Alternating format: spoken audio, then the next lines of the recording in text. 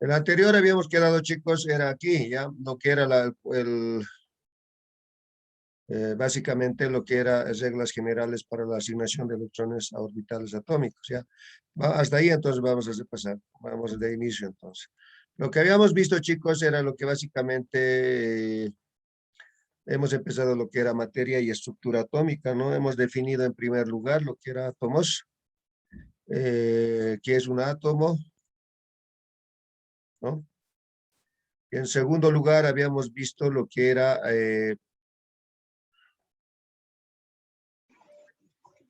la de moléculas, ¿no? Hemos dicho que los átomos, en realidad, es la partícula más pequeña de un elemento que mantiene su identidad química a través de todos los cambios químicos y físicos, ¿no? Moléculas se define como la partícula más pequeña de un compuesto o elemento que tiene existencia estable e independiente, ¿no? Al mismo tiempo, también podemos comentar acerca de una molécula. Podemos decir también que puede contener átomos del mismo elemento o átomos de dos o más elementos, siempre en una proporción fija. Una molécula no siempre es un compuesto, ¿ok? El cual, por definición, está formado por dos o más elementos.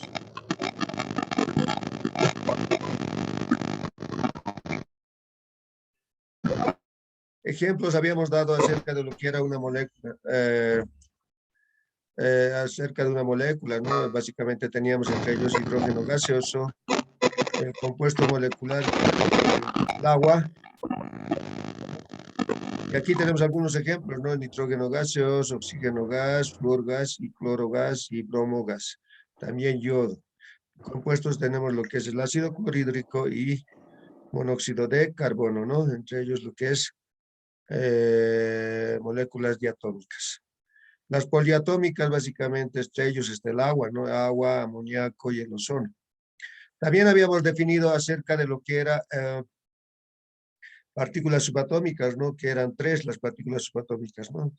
Que son el electrón, el protón y el neutrón. Y aquí tenemos las unidades en lo que son las masas de cada uno de estos o de estas partículas subatómicas, ¿no? Entonces también ahí hemos referido lo que era la carga de un electrón.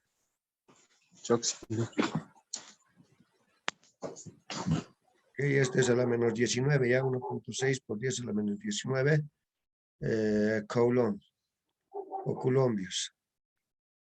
Esa es la carga del electrón.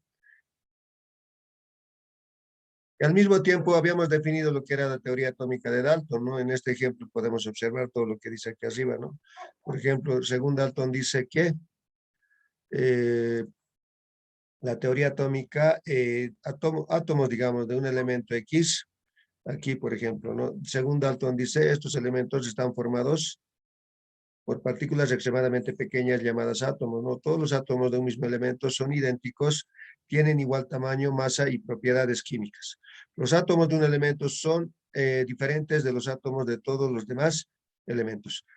Chicos, los que recién se han incorporado, estamos dando un repaso de lo que habíamos visto el anterior. ¿Estamos de acuerdo? ¿Sí? Ya, cuidado, piensen que estoy repitiendo todo. No, no, no. Es un repaso de las personas que no han podido entrar o algún problema tuvieron la anterior semana.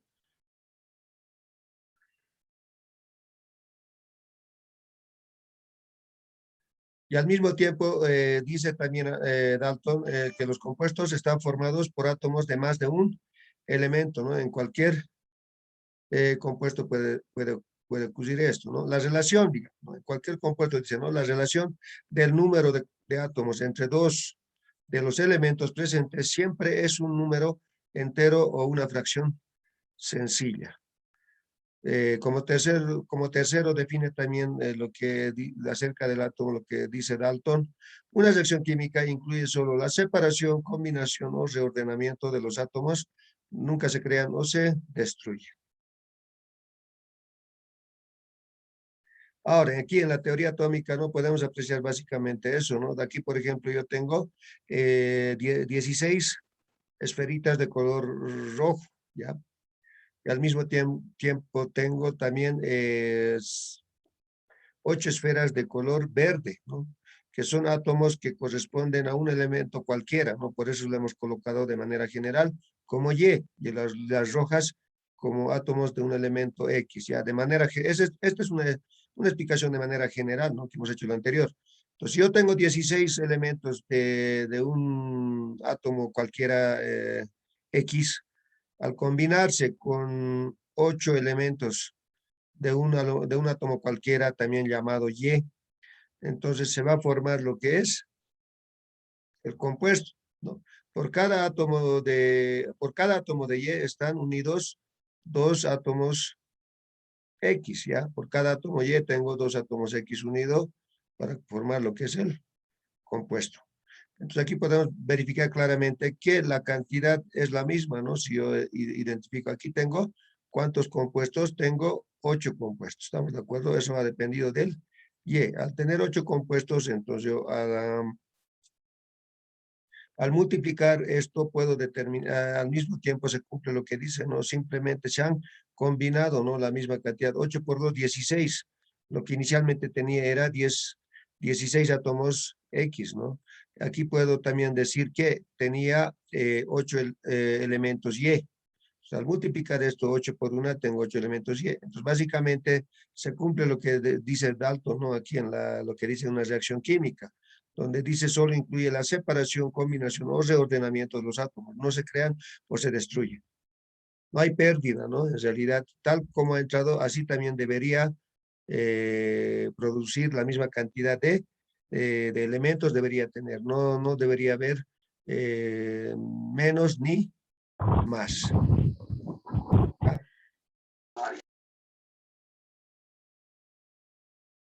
También habíamos definido lo que era, de qué componía básicamente la estructura del átomo, ¿no? Básicamente compone de lo que son las partículas subatómicas, ¿no? Que son el electrón, el protón y el neutrón, ¿no? Y ya también habíamos visto lo que había hecho su experimento para descubrir el electrón, era Thomson, ¿no? Básicamente cuando había producido un haz de rayo donde entre ellos había un campo eléctrico y también un campo magnético, ¿no? Donde ha hecho la prueba teniendo campo magnético y sin tener el campo, mejor dicho, el campo eléctrico sin tener el campo magnético, ¿no? Y también ha hecho a la inversa, ¿no? Donde tenía campo magnético, pero no tenía campo eléctrico, ¿no? Entonces, bajo estas condiciones, se ha descubierto el electrón que ha sufrido una desviación al punto C cuando tenía el campo eléctrico, ¿no? Y cuando tenía el campo magnético, la desviación de este haz ha sido al punto A. Entonces, de esa manera, Johnson concluye de que el, el electrón era parte de un átomo, pero que contenía cargas, que tenía carga negativa, ¿ok? Carga negativa el electrón.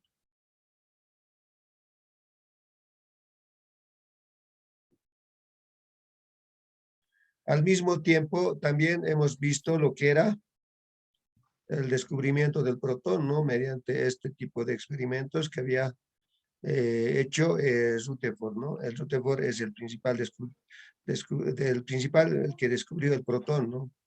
Bajo un experimento de este tipo, que en el anterior también habíamos explicado, ¿ok? Entonces también al mismo tiempo ha descubierto el neutrón Chadwick, ¿no? Teniendo esos conceptos del descubrimiento del electrón y del protón utilizando uno de ellos, ¿no? Básicamente el neutrón ha dicho que al bombardear una delgada lámina de beridio con partículas alfa, el metal emitió una radiación de muy alta energía, similar a los rayos gamma, ¿no?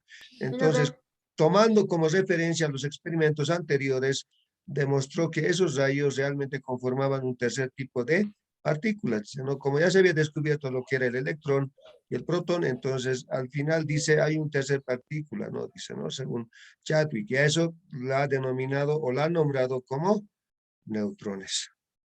También habíamos visto lo que era la parte de números atómicos, número de masa e isótopos, ¿ya? Entonces, los números atómicos básicamente es el número de protones en el núcleo de cada átomo de un elemento cualquiera, ¿no? Y se simboliza con la letra Z mayúscula el número atómico. Al mismo tiempo también habíamos definido lo que era número de masa, ¿no?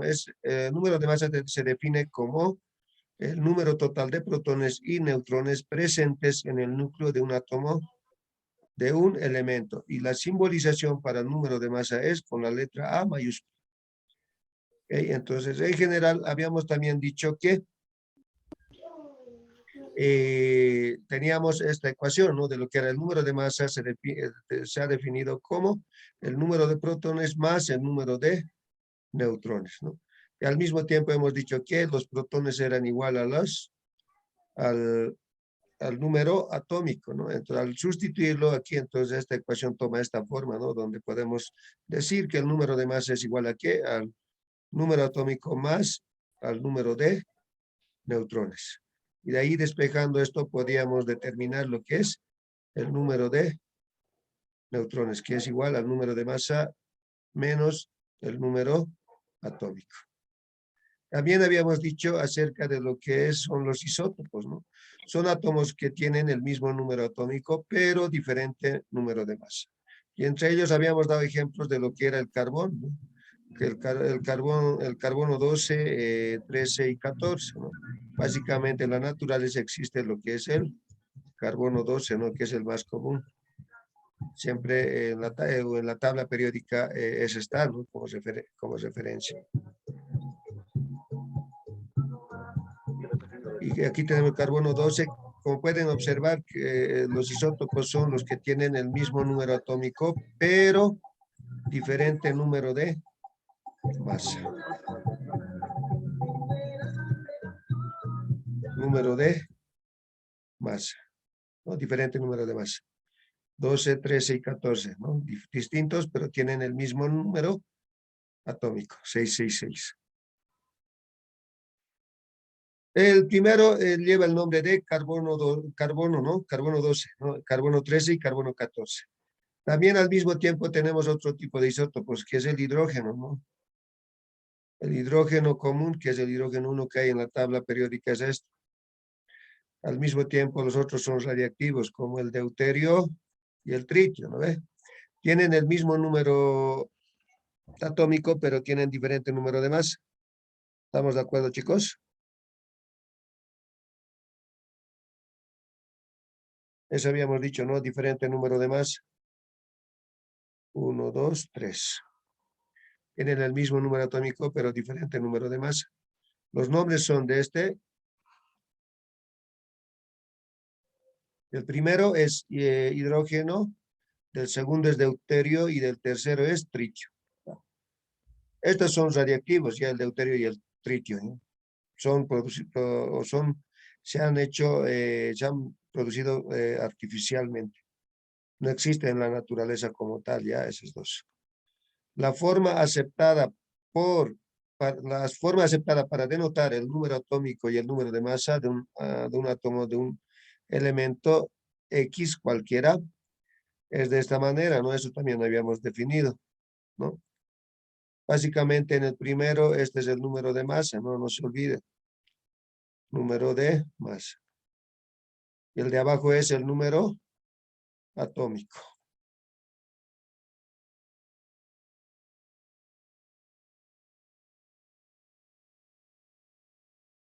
También habíamos hecho un ejemplo, ¿no? De esto. Aquí, por ejemplo, vamos a determinar cómo se determina el número de neutrones, protones y electrones del berilio. Ya aquí tenemos un elemento particular, el berilio. Su número de masa es 9 y el número atómico es 4. Entonces, anteriormente habíamos despejado cómo determinar el número de neutrones, ¿no? El número de neutrones básicamente es igual a ¿qué? Al número de masa menos el número atómico.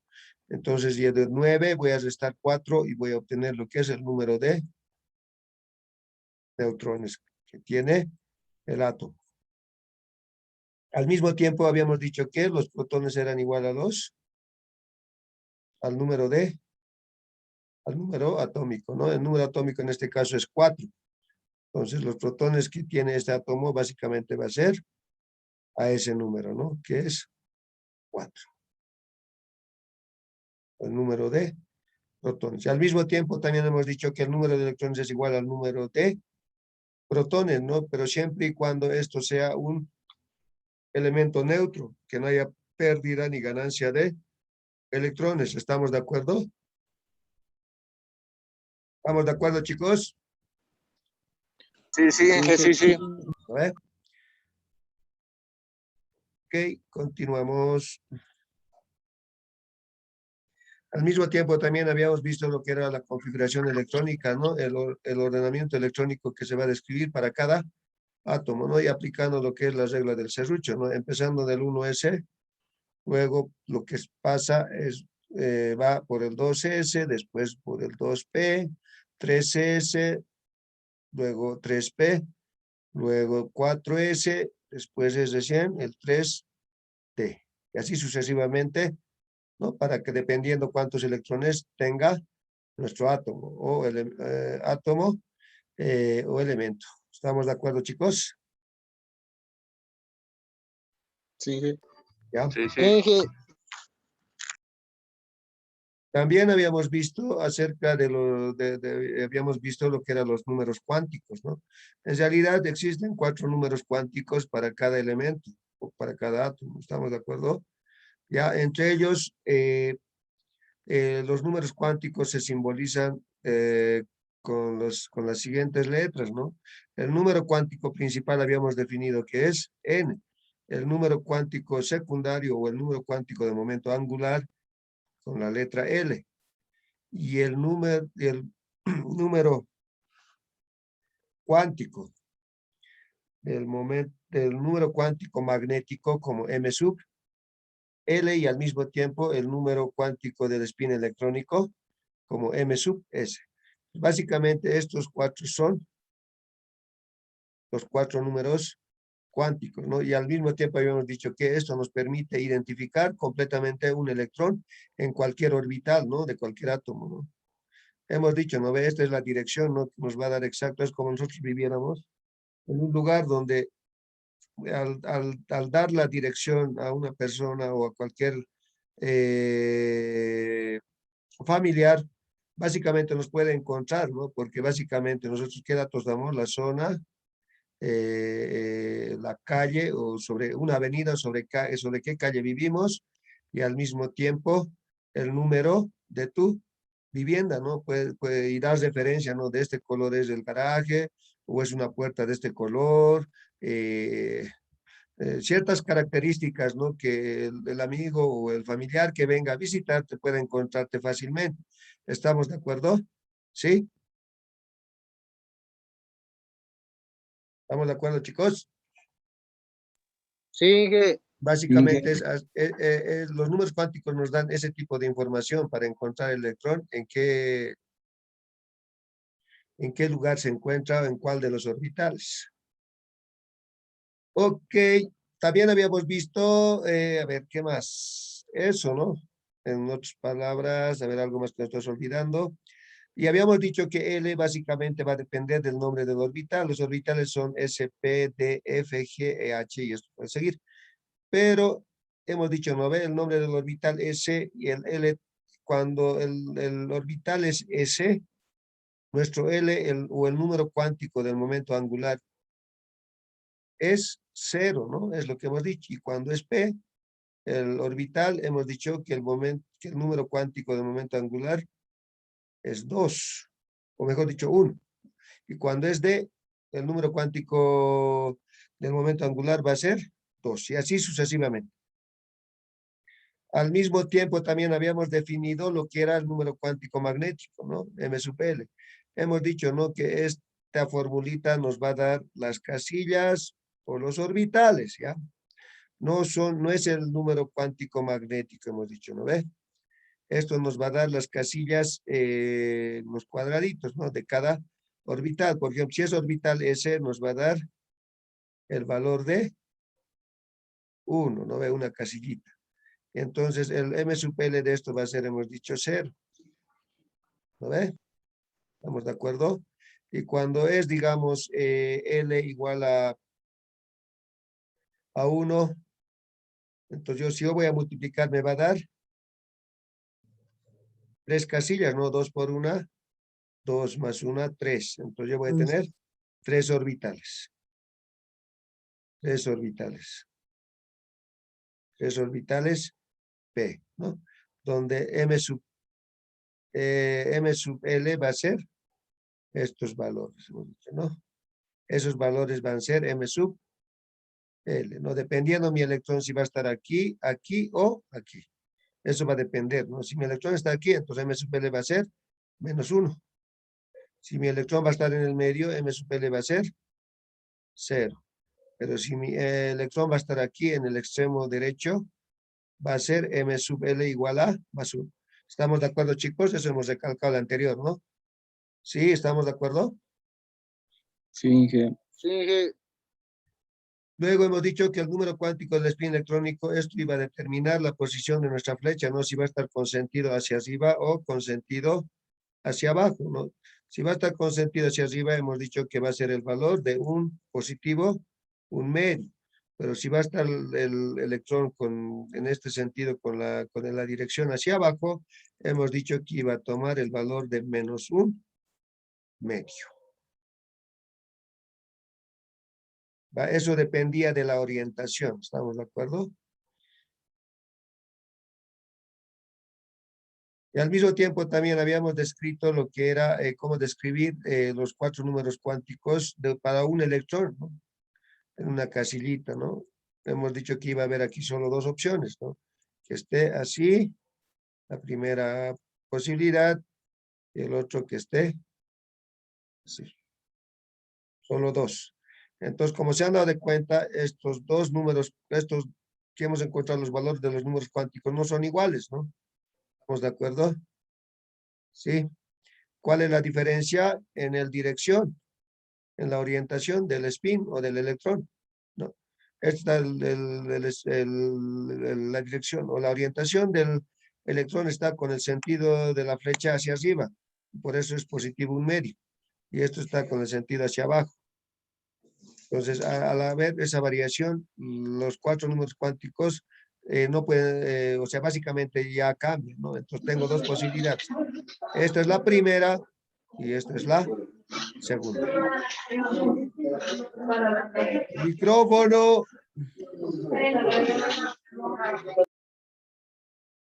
Ya. Pues aquí también hemos dicho, ¿no? Cada uno de estos, lo que está el 2, ¿qué significa? Hemos dicho que el 2 es el número cuántico principal, ¿no? Y el S hemos dicho que es el número cuántico del momento angular, o también hemos dicho el número cuántico o el secundario, ¿no? También aquí en el extremo derecho de la letra S hay un numerito, ¿no? Que está señalado como 1. Eso básicamente nos indica la cantidad de electrones existentes que hay en un tipo de orbital. Este orbital puede ser tal vez S, tal vez puede ser P o tal vez puede ser D. ¿Ya? Esos son los orbitales.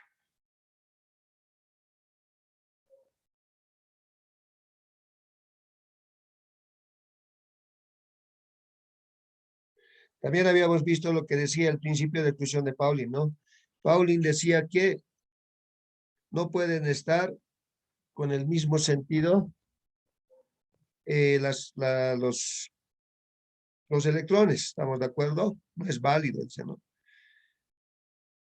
Eso es lo que hemos definido, ¿no? Dice, 2 electrones en un átomo no pueden tener los mismos, porque al escribir de esta manera, hacemos que los 4 números cuánticos sean iguales para ambas, ¿estamos de acuerdo? Tanto para el primer electrón, así mismo, como para el segundo electrón. Y Pauling dice que no puede ver que no puede, o no es posible eso, ¿no?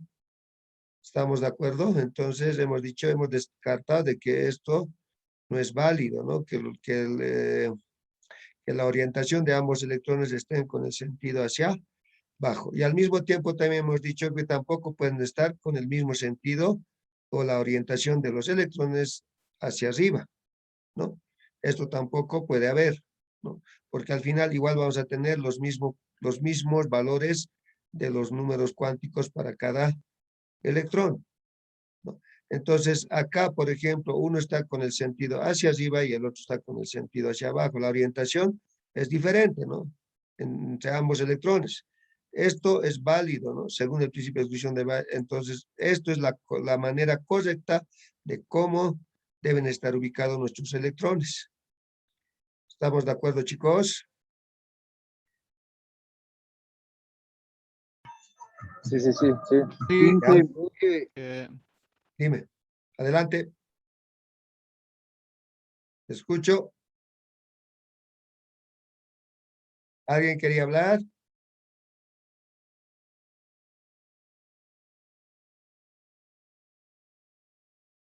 ¿Nadie? Continuamos. Hola, hola, chicos. ¿Alguien quería complementar algo sobre eso? ¿O alguna duda? Nadie.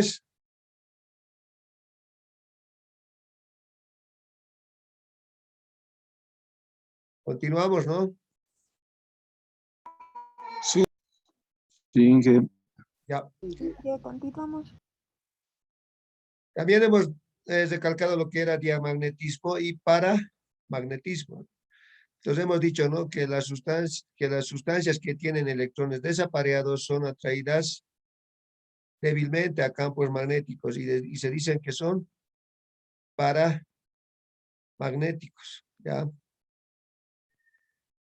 Y también hemos dicho que las que tienen todos los electrones apareados con su pareja así son diamagnéticos, ¿no? Entonces, pares así y días así. Ahora, en este caso, por ejemplo, aquí tenemos un ejemplo que es lo que es de litio. Hemos dicho, ¿no? Que esto iba a ser paramagnético, va a depender del último electrón si está apareado o está desapareado, ¿ya? Eso hemos visto, también hemos dado un ejemplo, ¿no? Esto es, entonces, en este caso, teniendo ese tipo de definición tanto de lo que es paramagnético y diamagnético, en este caso sería paramagnético. ¿Estamos de acuerdo, chicos? ¿Sí? sí, Al mismo tiempo también hemos dicho, ¿no? La regla de Hund, ¿no? ¿A qué se refería la regla de Hund? Hemos dicho que cuando nosotros vamos a ubicar los electrones, la manera correcta para ordenar los electrones, si tenemos un orbital P, hemos dicho bien claro, ¿no? Si mi orbital, digamos, yo me estoy inventando cualquiera, ¿ok? Si mi orbital, por ejemplo, P tiene 4 electrones, pues la manera correcta de anotar es, primero empezando por la primera casilla, ¿no ve? Luego yendo por la segunda casilla. Y tercer electrón por la tercera casilla. Y el cuarto electrón voy a iniciar de nuevo, pero la flecha con el sentido hacia abajo. ¿Ya? Esa es la manera correcta de anotar cada electrón en el orbital. P, si mi orbital tiene 4 electrones. ¿Estamos de acuerdo, chicos? ¿Estamos de acuerdo? Sí, Inge. Ya, porque anterior han tenido mucho problema en eso. Cuidado que cometan el mismo error que los muchachos. Ya me han anotado así. Ya. Y lo han anotado esto así. Ya. Aquí igual me han anotado. Y aquí igual. Como tiene 4 electrones, ya está. Así será la correcta, chicos. ¿Estará bien escrito? No. Por la Mal, regla ¿no de es? Hund no es correcto. No. Exacto, esto está mal. Así me han anotado. No se anota así, ¿no? ¿Estamos de acuerdo? Eso es lo que trata de explicar con su definición, lo que dice Hunt, ¿ya? Entonces él da ejemplos, ¿no? Así, digamos, dice, ¿no? Y si estará bien así, dice, ¿no? Según Hunt, o estará así bien, o estará así bien. Entonces la correcta, ¿cuál era? La C. ¿Estamos de acuerdo, chicos? Sí. Está mal. Mal. Listo.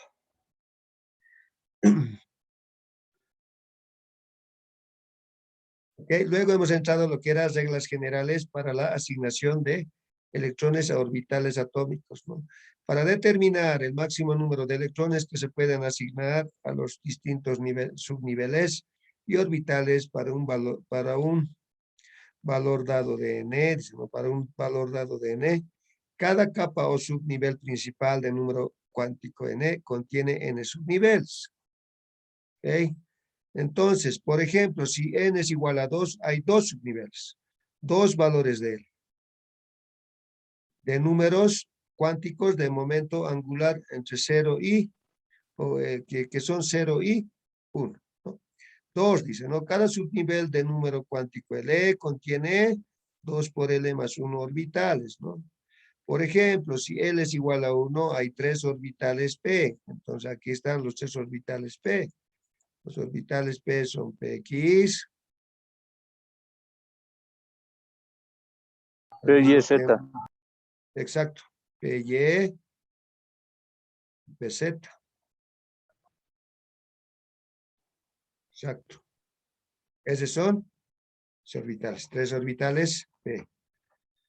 Tercero, no se pueden colocar más de 2 electrones en cada orbital. ¿Ya? Por consiguiente, el máximo número de electrones es simplemente el doble del número de orbitales que se emplean. ¿No ve? Si tengo 3 orbitales P, mis electrones, ¿cuánto va a haber ahí? El doble, ¿no ve? Eso lo multiplicamos por 2, entonces, ¿cuántos electrones voy a tener en el orbital P? 6, ¿estamos de acuerdo? ¿Sí? Eso es lo que explica en el tercer punto, ¿no ve? Si mi orbital es 3, por cada orbital, ¿cuántos electrones hay?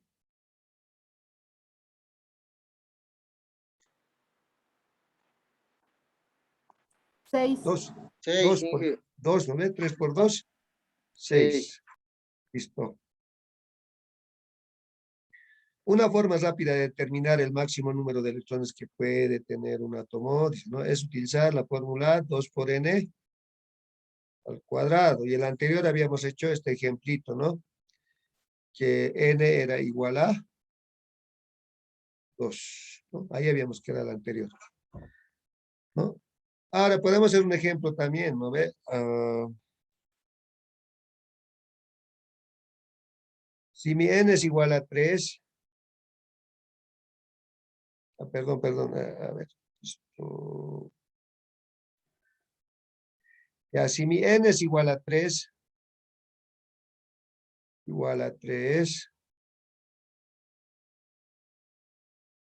¿ya? Entonces yo voy a aplicar lo que dice, ¿no? ¿Cuáles son los orbitales? Si mi n es igual a 3, chicos. ¿Cuáles van a ser mis orbitales, chicos? Para encontrar los valores de L.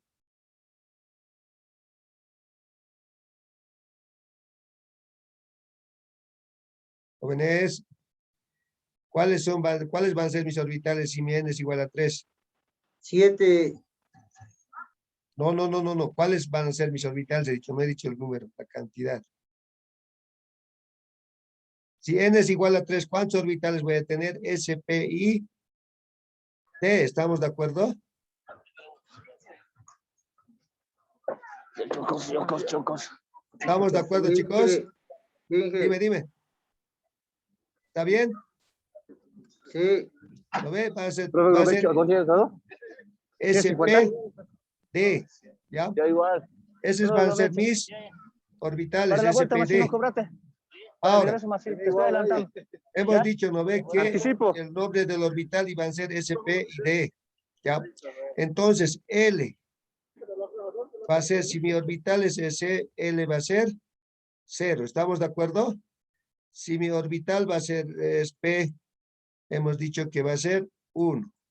Y si mi orbital va a ser D, hemos dicho que iba a ser 2. Entonces, los valores de L van a ser 0, 1 y 2. ¿Estamos de acuerdo, chicos? Sí. Ya, entonces L va a ser 0, 1 y 2. Y el número de orbitales va a ser 2 por L más 1. ¿Ya?